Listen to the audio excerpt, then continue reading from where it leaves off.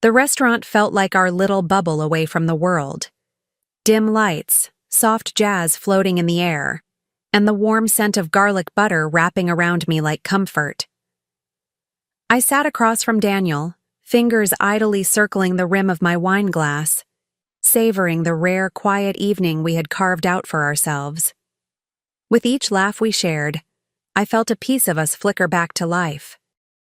I leaned in, soaking up the sound of his voice, almost convincing myself this dinner was a promise, that maybe, just maybe, we were finding our way back. But then I saw it, the sudden shift in Daniel's face. His eyes widened, his shoulders tensed, and in an instant the mood cracked. I followed his gaze to the entrance and my stomach tightened. She walked in like she owned the place. Melissa. Her heels struck the wooden floor like punctuation, her confidence filling the room before she even reached our table. My chest tightened, my breath caught, but I forced a polite smile onto my lips. After all, I wasn't going to let her see me flinch. Daniel half rose from his seat, that awkward mix of surprise and forced charm spilling over his face. Melissa? Wow, it's been years, he blurted out, his tone just a little too eager.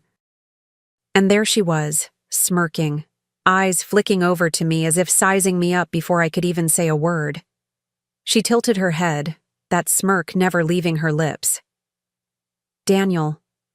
And this must be your wife. The way she said it sliced through the air, like my existence was a curious afterthought. I straightened my back, forcing warmth into my smile.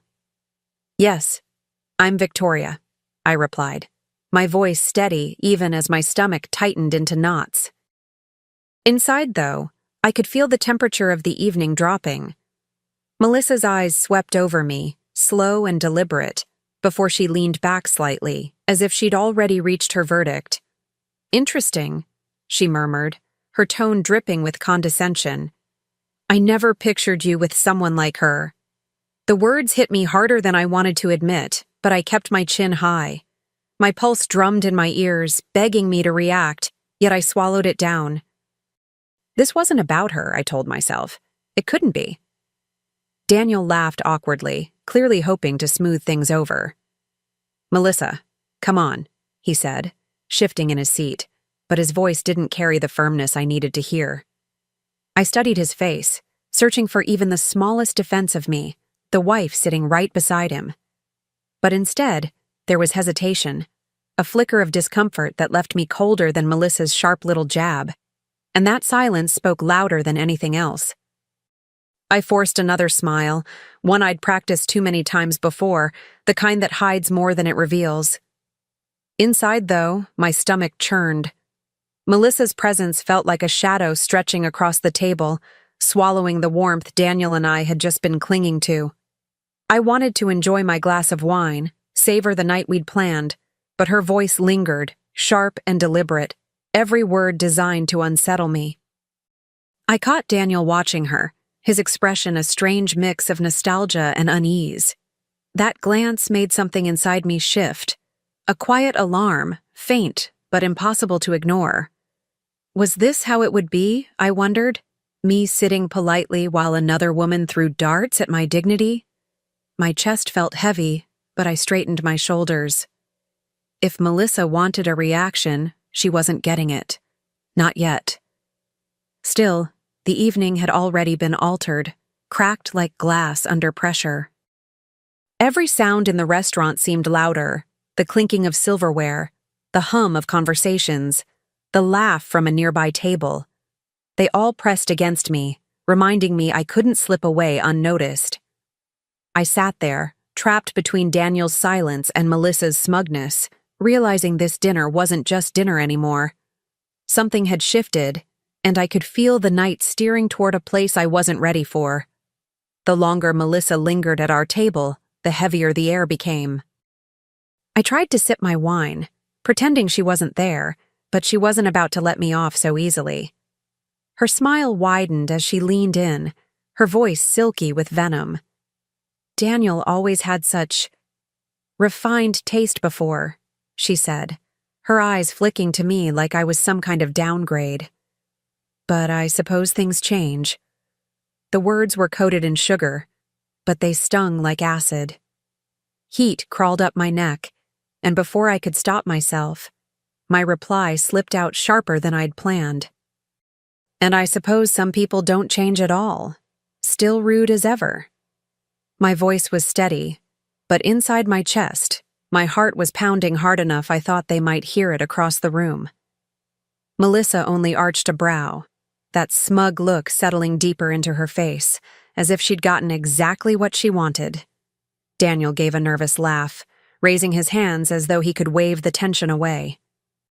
"Come on, let's not do this here," he said quickly, his tone light, but his eyes begged for control of a situation already slipping through his fingers.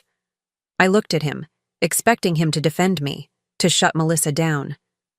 But he didn't, and that silence burned almost worse than her words. Melissa leaned back in her chair, swirling the stem of her glass between her fingers, as if she had all the time in the world to toy with me.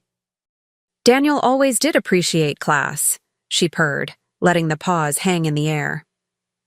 "I suppose everyone has to settle at some point." Her words landed like tiny daggers, each one meant to draw blood without ever raising her voice. She wanted me rattled, and I could feel my body reacting, shoulders tense, jaw tight, pulse thrumming with anger.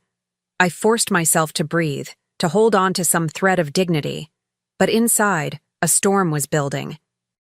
It wasn't just her comments. It was the way Daniel sat there, fidgeting but silent, as though the easiest path was to let her keep poking me. I caught his eye for a moment, hoping, pleading for him to step in, to say something that proved I wasn't alone at that table. But all I saw was discomfort, not outrage, not protection, just a man who didn't want a scene. And that's when it hit me. This wasn't just Melissa trying to humiliate me. This was Daniel letting it happen. The realization burned hotter than any insult she could throw. My lips pressed into a thin line, my hands gripping my napkin tight beneath the table. I wasn't sure how much longer I could sit there, biting back everything I wanted to scream. I could feel the heat rising in my chest, that slow burn that started in my ribs and crept up into my throat. Melissa's smirk told me she knew exactly what she was doing, and Daniel's silence told me I was on my own. I tried to steady my breathing, tried to remind myself this was supposed to be our night, but it was slipping away fast. The cozy restaurant that had once felt romantic now felt like a stage, and I was being cornered under a spotlight. Melissa leaned closer, her voice low but cutting enough for me to hear every word. It must take a lot of patience to live with him. I always wondered who'd sign up for that. Her laugh was soft, dismissive, and it sliced straight through me. My hand tightened around my fork, the metal cool and grounding, the only thing keeping me from shaking. I wanted to lash back, to wipe that smug look off her face, but something in me told me the timing wasn't right. Not yet. Daniel shifted uncomfortably, clearing his throat like he might say something, but instead he just muttered, "Melissa," in a weak attempt at control. I glanced at him, disbelief flooding my chest. How could he sit there, watching me be cut down piece by piece, and still not stand up for me? That silence wasn't just painful, it was humiliating. And in that moment, I knew something inside me had started to break. I couldn't take it anymore. Every word Melissa threw felt like salt rubbed into a wound, and Daniel's silence only made it worse. My chest felt tight, my throat raw from holding back, until finally the words burst out before I could stop them. "Enough with your comments, Melissa," I snapped, my voice louder than I intended. "You don't get to insult me while sitting in front of my husband." My hands trembled slightly under the table, but my gaze stayed locked on hers. Melissa's laugh was light, mocking, like she'd just won a game I didn't know I was playing. "Oh, darling," she said, drawing out the word with a venomous sweetness. "If you're this insecure, maybe you shouldn't be here." The dismissiveness in her tone made my skin prickle, a heat crawling up my arms and settling in my face. She wanted to humiliate me, to make me small, but I wasn't going to let her. Not this time. A few heads turned from nearby tables, whispers rustling around us like the sound of leaves in the wind. I could feel every pair of eyes on me, judging, measuring, waiting to see what I would do next. My heart thudded in my chest, but my voice was clear, steady, and louder than the hum of the restaurant. I wasn't just standing up to Melissa, I was standing up for myself, even if Daniel couldn't. Daniel's hand brushed against my arm under the table, a weak attempt to calm me down, but it only fueled the fire. I yanked my hand back, glaring at him for the first time that night. "Are you seriously just going to sit there?" I hissed, my words sharp enough to cut. He looked away, his lips pressed tight, unwilling to face me or Melissa. That silence was louder than any defense he could have given. Melissa tilted her head, her eyes glittering with amusement, like this was all a show she'd staged for her own entertainment. "Touchy, aren't we?" she murmured, sipping her wine with exaggerated grace. I was only making conversation. Her tone was innocent, but her smile betrayed her satisfaction. She wanted the crowd, she wanted the whispers, and now she had them. I could feel the weight of every stare pressing down on me, but instead of shrinking, I felt myself stand taller. I leaned forward, my voice clear and deliberate. "You don't get to waltz into my night and tear me down like I don't matter. Not anymore." My hands trembled, but it wasn't fear. It was fury, the kind that had been building for months, maybe years beneath the surface. For the first time, I didn't care about keeping the peace or pretending everything was fine. I cared about claiming my place, even if I had to do it under the watchful eyes of strangers. Melissa's laugh rang out louder this time, sharp and cruel, bouncing off the walls of the restaurant. "Oh, sweetheart," she said, her tone dripping with false pity. "You're really making a scene. How embarrassing. For him." She nodded toward Daniel, twisting the knife with a wicked smile. My cheeks burned, not with shame, but with rage. Every part of me screamed to walk out, but something stronger kept me rooted. I wasn't giving her the satisfaction of watching me crumble. The room felt smaller, the air thicker. I could hear the clinking of cutlery pause, the rustle of conversation dim. Eyes were on us, strangers leaning in to witness a drama they hadn't paid for. My pulse thundered in my ears, my breath shallow but steady. I met Melissa's gaze head-on, my voice sharp and unflinching. "If standing up for myself is embarrassing, then I'll gladly embarrass us all." Daniel shot up from his chair, his face flushed with frustration. He grabbed my arm, his voice low but urgent. "Victoria, enough. We're leaving." His fingers pressed against my skin as if to anchor me, to drag me out before the tension snapped completely. The stares, the whispers, Melissa's smug little smile, it all blurred together as he pulled me toward the door. And just like that, the night took a turn I knew I couldn't undo. The cool night air hit my face like a slap, sharp and sobering after the heat of the restaurant. Daniel's grip on my arm tightened as he pulled me a few steps away from the door, his voice hissing low but laced with anger. "Why do you always do this? Why do you always have to pick fights?" His words cut deeper than Melissa's ever could. I froze, staring at him, the man I thought would have my back, realizing in that moment he'd chosen her side over mine. My chest clenched, my voice trembling as it spilled out. "Me? You think I picked that fight? She was insulting me, Daniel. Over and over, right in front of you." I could hear the break in my voice, feel the sting in my eyes, but I didn't look away. I needed him to see me, to understand the weight of what he'd just said. But his face was set, hard, as if my pain was an inconvenience he didn't want to deal with. He shook his head, running a hand through his hair in frustration. "You need to stop being so dramatic.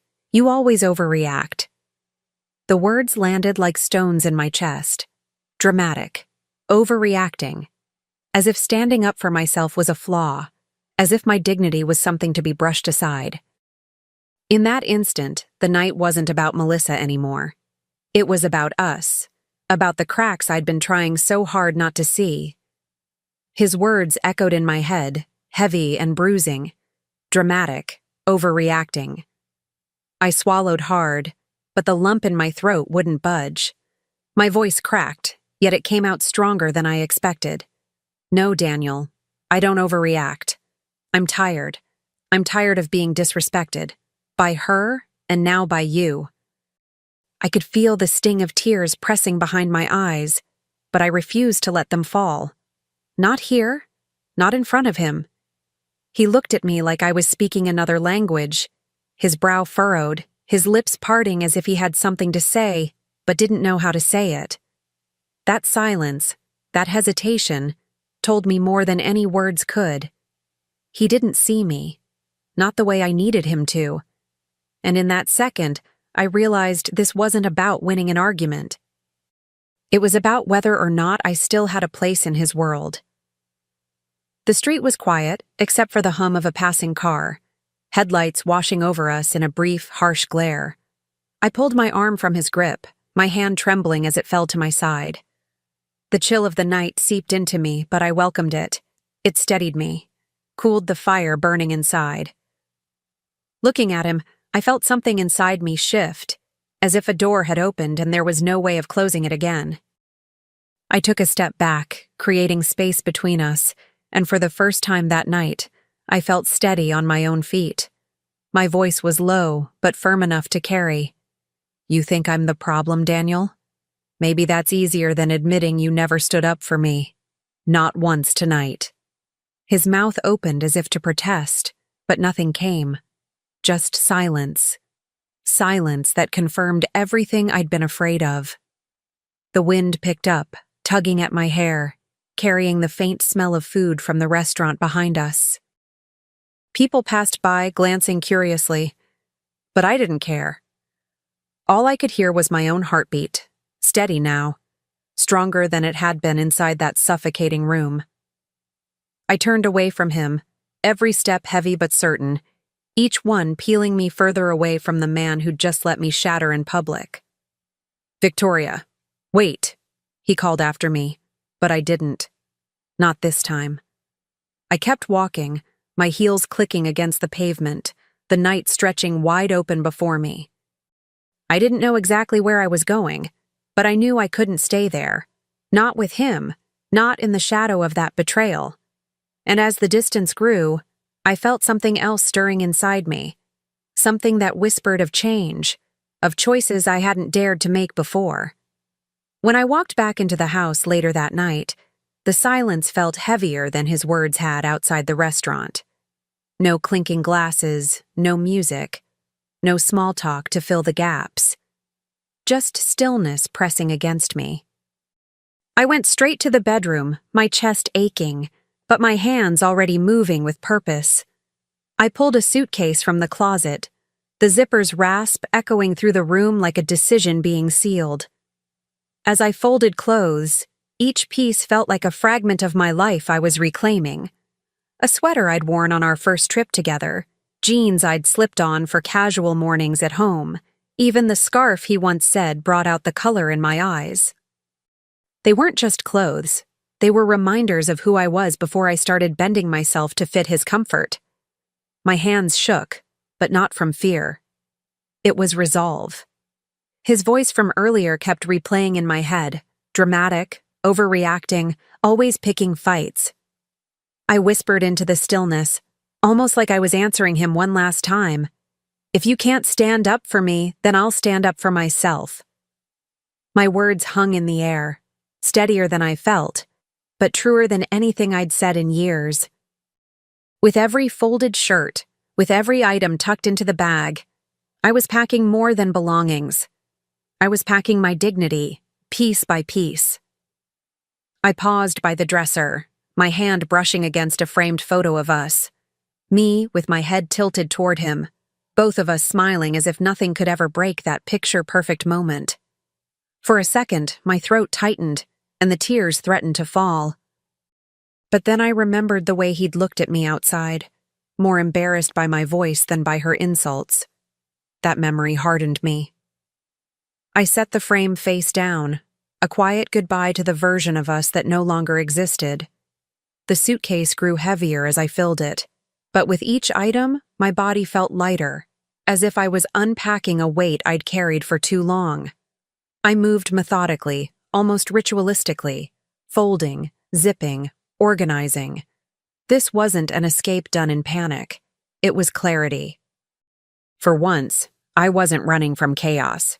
I was walking toward myself. That realization filled me with a strange kind of calm, the kind that comes when you know there's no turning back. I grabbed my purse from the chair, sliding in my keys and wallet, the essentials of a woman finally choosing herself. My reflection caught in the mirror across the room stopped me in my tracks.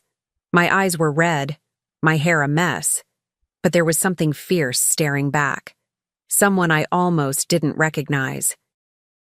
And I thought, maybe this was always inside me, waiting for the moment I'd finally let her out. The house felt eerily still as I wheeled the suitcase toward the door, each creak of the floorboards sounding louder than it should. I half expected Daniel to walk in, to block the doorway with pleas or accusations, but there was nothing. Just me and the echo of my own footsteps. My hand lingered on the doorknob, my pulse steady now, no longer racing. For the first time in years, the silence didn't feel suffocating. It felt freeing. I opened the door, the cool night air rushing in, carrying away the remnants of the evening like smoke after a fire. The suitcase rolled across the threshold, and with it, the last thread tying me to a place where I no longer belonged. Each step down the porch felt like shedding another layer of compromise, another apology I'd swallowed for the sake of peace. My chest lifted, lighter with every stride.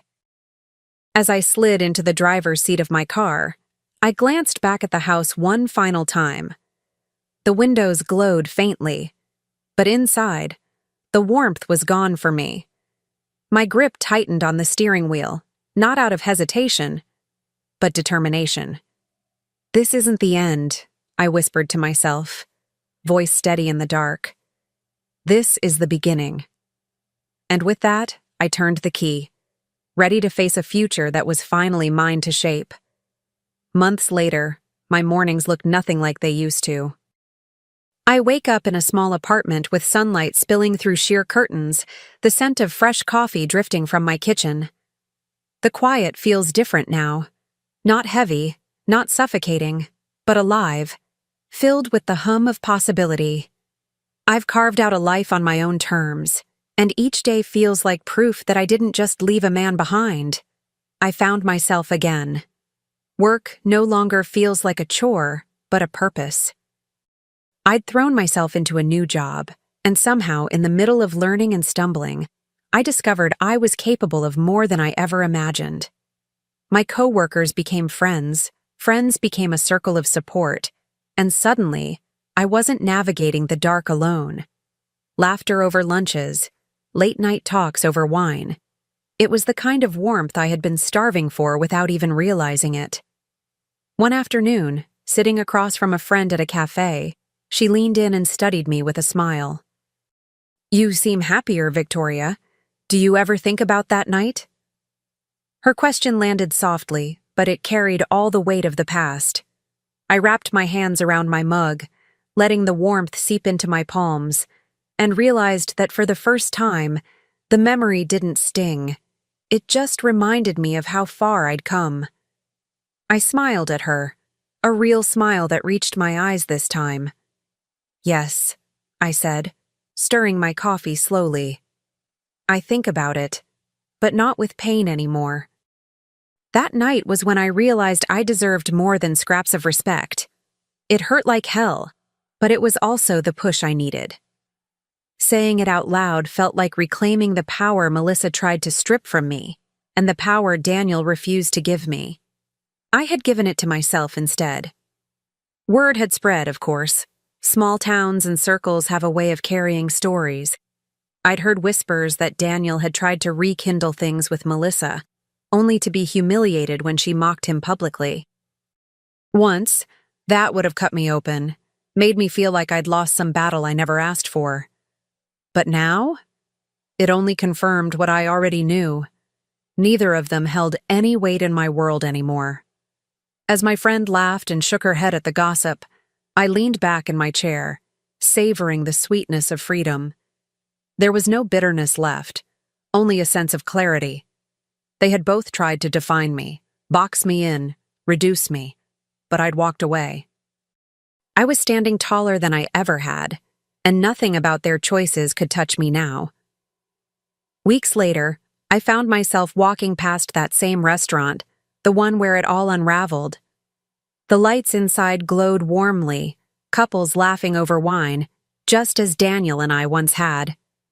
For a moment, I paused on the sidewalk, watching the scene through the window like an outsider peeking into a world I no longer belonged to. But instead of sadness, I felt a wave of pride wash over me. I lifted my chin, shoulders squared, and took a deep breath of the cool night air. My heels clicked against the pavement as I kept moving, stronger with every step. I whispered to myself, the words clear and sure. That dinner didn't break me. It freed me. And in that instant, I knew it was true. Not just a mantra, but a fact carved into my very bones. The woman who had walked into that restaurant months ago would have stayed silent, swallowed the insults, pretended everything was fine. But the woman who walked away that night had finally learned her worth. And as I disappeared down the street, the restaurant faded behind me, nothing more than a memory of the night I chose myself.